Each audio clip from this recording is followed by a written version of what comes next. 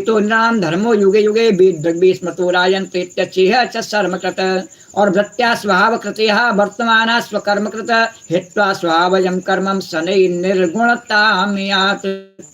जो स्वाभाविक वृत्ति का आश्रय लेकर के अपने स्वधर्म का पालन करता है वह धीरे धीरे उन स्वाभाविक कर्मों से भी ऊपर उठ जाता है और गुणातीत हो जाता है। फिर वह अपने स्वभाव के कर्मों से भी गुणों से भी ऊपर उठ जाता है और सबके हित में कार्य करने लगता है और तभी वह धर्म के मर्म को समझ पाता है। जो सबके हित में कार्य करता है नहीं वही धर्म के मर्म को समझता है और जो केवल धनपतियों के इशारों पर राजनेताओं के इशारों पर कार्यों को करने वाले हैं वो समाज के ठेकेदार नहीं हो सकते हैं। वो द्वारकाधीश भगवान की है, वो धर्म के ठेकेदार नहीं बन सकते हैं।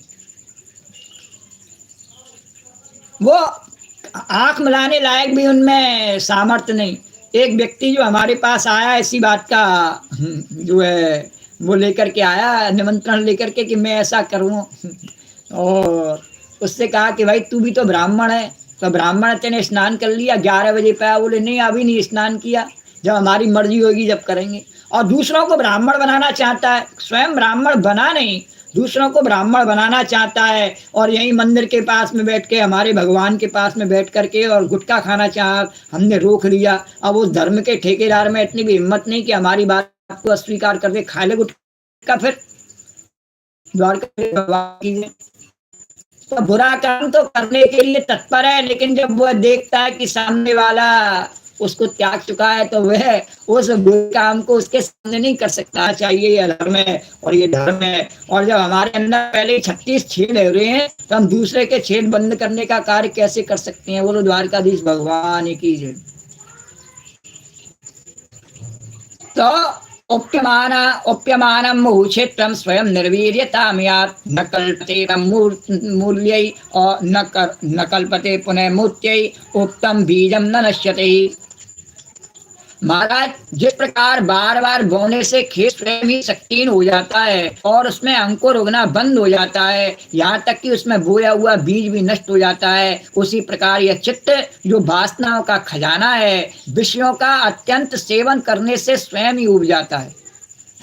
परंतु स्वल्प भोगों से ऐसा नहीं होता। जैसे एक एक बूंद घी में डालने से आग नहीं बुझती, परंतु एक ही साथ अधिक घी पड़ जाए तो यह आग बुझ जाती है। एवं कामा स्वयं चित्तम कामानामति सेवया विरज्येता यथा राजन अग्निवत काम बिंदु भी। पुराने काल में हम देखते हैं कि फला राजा ने इतना भोग किया और फिर उसे एकदम से वैराग्य हो गया और वो चला गया। विदेशों में लोगों के पास बहुत सारे भोग और सामग्रियां होती हैं, उन्हें विरक्ति हो जाती है, यहाँ वृंदावन में आके राधे राधे करते हैं, किंतु थोड़े से भोगों से उन्हें विरक्ति नहीं हो सकती है। कि आज के युग में जो भारत में हम रहते हैं नहीं तो कैसे रहते हैं, गुलामों की तरह से रहते हैं। कोई भी भोग को हम अच्छी तरह से भोग नहीं पाते हैं, इसलिए उससे विरक्ति भी नहीं हो पाती है। बार बार उसके लिए ललायत रहते हैं, बुढ़ापे तक ललायत होते हुए मर जाते हैं। बोलो द्वारकाधीश भगवान की जय। तो ये सत्य के पायदान पर कथा चलती है और सभी जानते हैं इस बात को। हमेशा असंतुष्टि रहते हैं। 80 वर्ष का भी बूढ़ा हो जावे नहीं तो वह भी असंतुष्ट है। 8 वर्ष के बालक की बात छोड़ो, 80 वर्ष का बूढ़ा असंतुष्ट है। क्यों है असंतुष्ट है? क्योंकि वह भोगों को भोग नहीं पाया। अब भोगों को भोग नहीं पाया और वैराग्य से हो नहीं पाया। वैराग्य होना तो बड़ा कठिन है, इतना आसान तो है नहीं है। बड़ा कठिन है, वैराग्य हो नहीं पाया उसको, तो वो क्या करे, असंतुष्ट है। तो ऐसे असंतुष्ट जीवन से बढ़िया क्या है कि उसका मर जाना ही ज्यादा बढ़िया है। सही शब्दों में कहा है, असंतुष्ट जीने से बढ़िया मर जाना बढ़िया है। अरे या तो तू उस भोगों को भोगने के लिए प्रयास कर और भोग ले। अगर तुझ में इतनी सत्ता है, शक्ति है, इतनी सामर्थ्य है तो उन भोगों को भोग करके दिखा।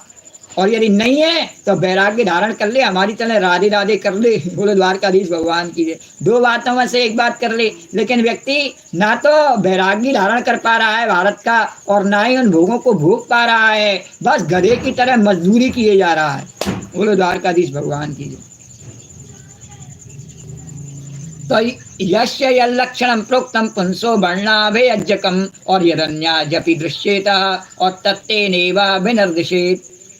जिस पुरुष के वर्ण को बतलाने वाला जो लक्षण कहा गया है, यदि दूसरे वर्ण वाले में भी मिले तो उसे भी उसी वर्ण का समझना चाहिए। और क्या कहा आखिर में नारद जी ने, बोले ये जो, बोलो द्वारकाधीश भगवान।